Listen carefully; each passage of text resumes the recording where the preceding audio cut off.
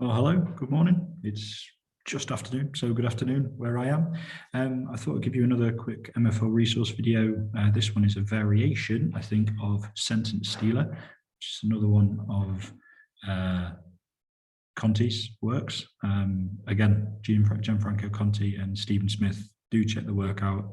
It's really inspirational, but also really practical. I've mentioned it a few times now, but if you've not heard those two and you're an MFL teacher, it's a really, really good and profitable rabbit hole to go down. Basically, with the Sentence Stealer, I was a little bit short on time. Today, I hadn't had a chance to create a proper resource. So I just had the sentence builder. So again, it's a good opportunity to show you a low prep kind of back pocket sort of activity. What I got the boys to do is write down 4 sentences using this top bracket here. We'd done a lot of call and repeat to make sure that they heard the pronunciation, and I knew that it was at least, bumping around somewhere inside their heads.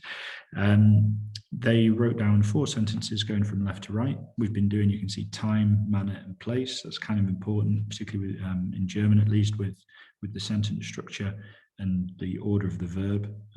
So it was good just to drill it. Time phrase goes first, then we need the verb, and then with who, the manner, and the place, that sort of thing. I don't really go too hard in terms of grammar, time, manner, place. I want them to get lots of practice, use the language. So that's what we did. They quickly wrote down 4 sentences on their mini whiteboards. And initially, the first game was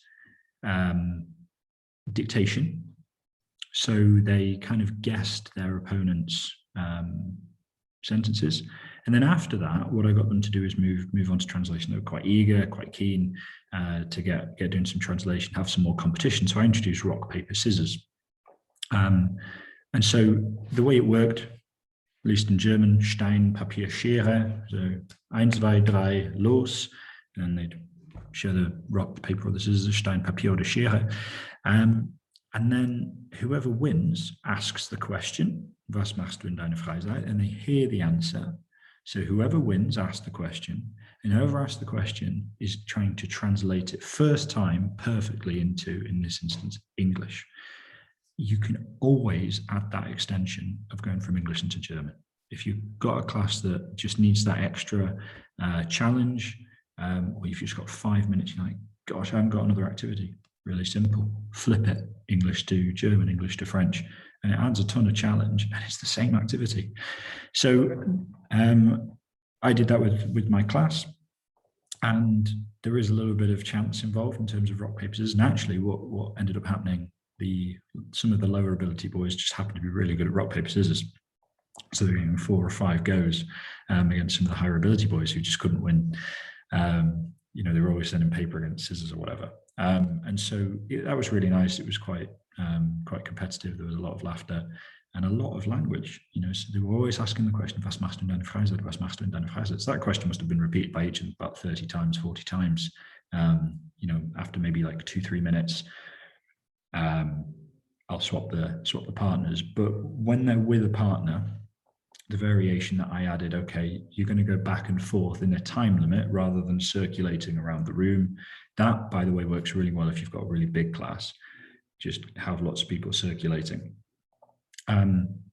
I didn't. I've got a smaller class, and so they had, say, 3 minutes. And in that time, they rack up points for how many sentences that they can translate first time, which basically they plunder it from their partner. The partner has to put a little cross by that sentence. He's lost it, and they win it.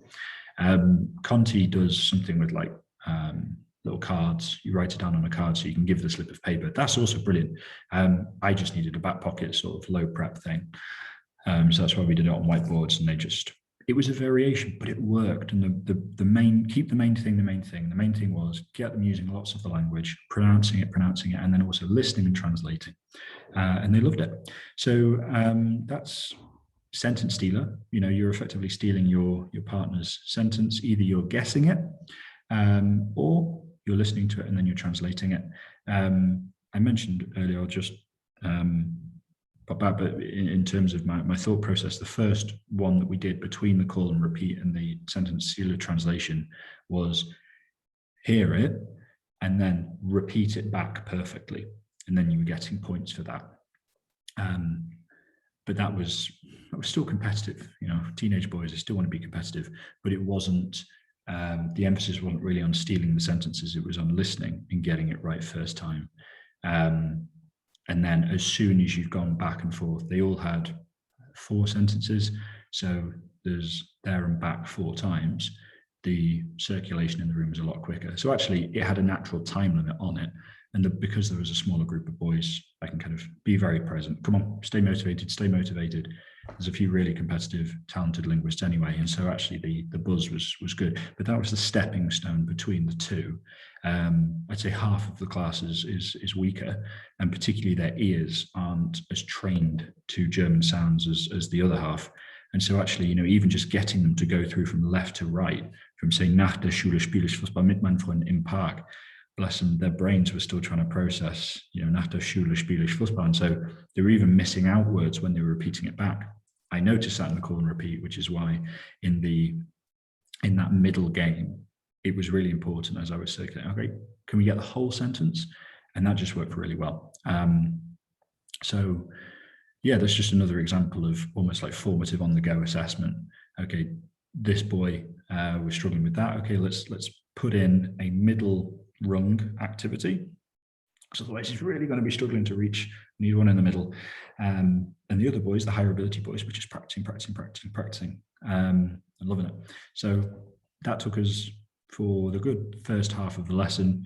I have shown in another video already, we did 1 pen, 1 die afterwards, and that worked really, really well. But for the first half, a good 20, 25 minutes, call and repeat, middle rung, dictation, repeat back perfectly, and then the translation variant with sentence stealer on whiteboards. Great low prep activity, pulled out of my back pocket, and it worked really, really well. So I hope that helps, and have a lovely rest of the day. Bye-bye.